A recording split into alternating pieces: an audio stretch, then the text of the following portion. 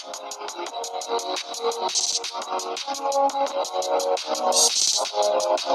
guys, it's Simone here, and I'm coming to you with a realization. I'm not ready. I am not ready for a relationship. I'm not ready for anything serious, and I realized that after years and years of me being like, I am so ready, I want to meet the perfect guy, I'm ready to be a wife, and I'm not. I continually went after emotionally unavailable men, men who were traumatized by their early life experiences, men who had a lot of issues, men that needed therapy.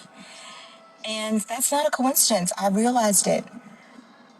I was self-sabotaging because when I really thought about it, I don't want to live, I've never lived with a man. I'm 36 years old, I've never lived with a man. I don't want to live with a man. I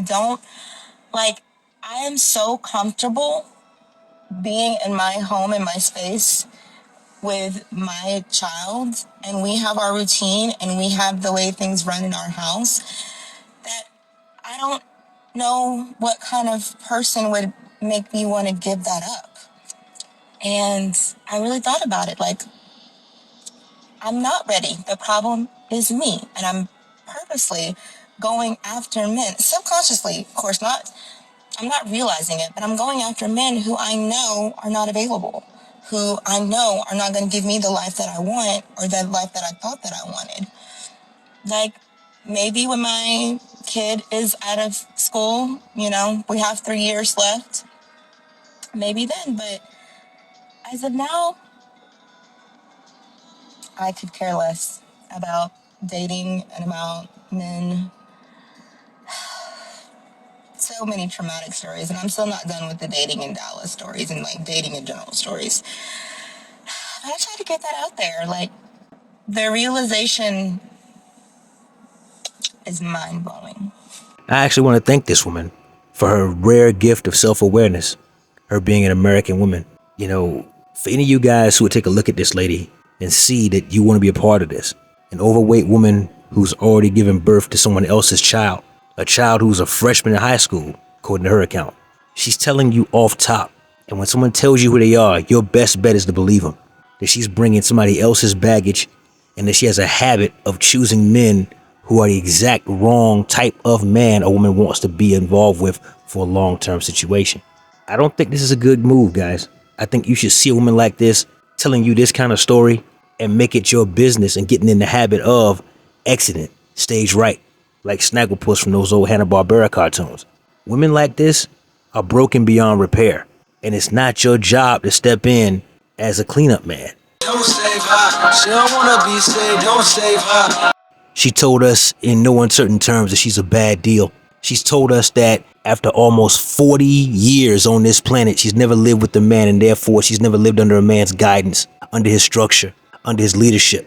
And what makes you think that after nearly 4 decades of going around the sun, that all of a sudden now she's ready? All of a sudden now she's ready for a guy like you to come in and straighten her dumbass life out, to raise a kid who is probably taller than you. Don't do it, fellas. I fumbled the man I probably should have married, and I'm making this post so that y'all don't do the same thing that I did. This is an accountability post. I met him on Hinge, and this was back when the algorithm was working a lot better, and it was like 2022, I believe. I didn't like his profile. I just knew he was gonna like me, and the next day he did. Normally I name names, but just in case he has a new girl and they're at peace, I don't want to disrupt his situation, so I'm not gonna name his name. But anyway, we met up quickly, we went on a date, and we ended up being like glued to each other pretty fast. We were like in a relationship within like a month, I believe. He locked it down. He was not trying to see me single. This man was fine. He was like 6'3", buff, long hair. He looked like Roman Reigns. Society would easily give him a 9, easily. And if you know me, you know who I'm talking about. But frankly, his looks were pretty irrelevant, honestly. He actually was very kind, very sweet, very empathetic, very emotional, very in tune with his emotions, but also quite emotional. And, he just had a lot of very positive traits. The number one being, he did not play about me at all. We went to a brunch with his brother and sister-in-law, and they were kind of cold, like not really like, I don't know, warming up to me. And he called that out immediately. He was like, absolutely not. When his brother was not trying to get to know me after like we had met, he was like, can you put more effort in with Britt? Like, that's my girl. Like, put some respect on Britt's name. Like, he did not play about me at all. I had never in my life dated a man like that. I had never dated a man who was on my side. Like, I don't know, defended me. I've never had that before. He also impressed my parents. My mom liked him a lot. She said I broke his heart, and honestly, I agree. But yes, my parents liked him a lot. So we dated for like 6 months, and I kept feeling like something was just missing throughout the relationship. Like, something just felt like it was missing. And I would communicate that to him, like, oh, I like you a lot. I love you, but like, something's just missing.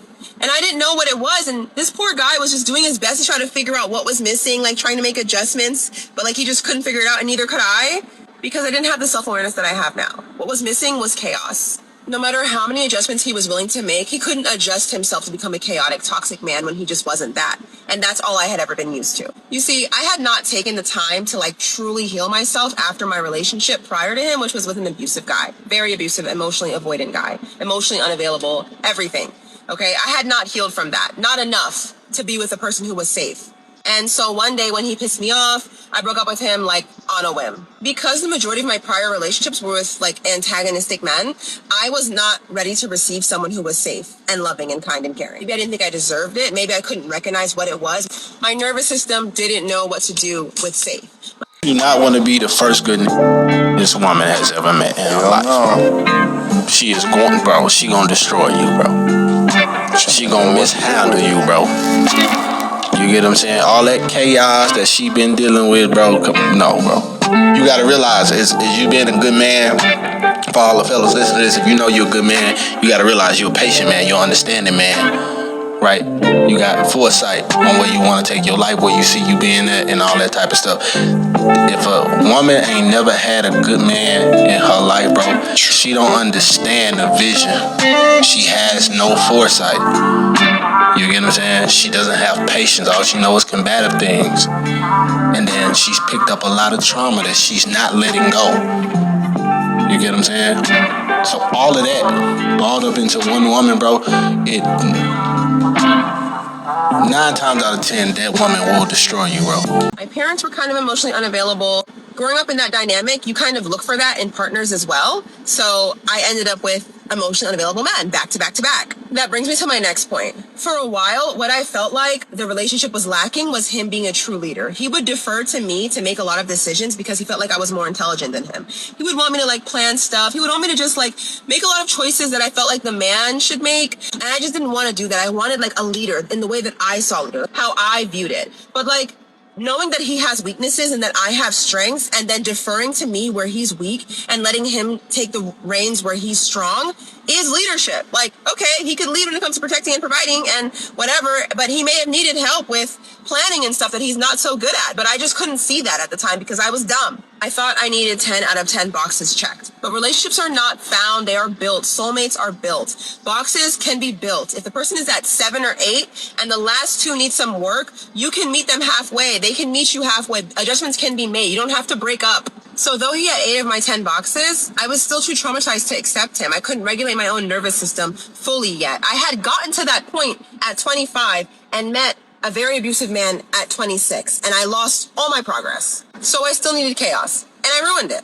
The next guy I dated after that ended up being another avoidant who was emotionally unavailable and ended up breaking my heart worse than anybody else I'd ever experienced in my entire life. So I got my karma pretty fast, I guess. Let this be a lesson. If you've met someone who's good, they protect you well, they show up, they love you, but you feel like something's missing or something feels off or whatever the case may be, or it feels boring, make sure that something is not just the trauma that you're used to. Make sure that, you have healed enough to even receive what they're offering you.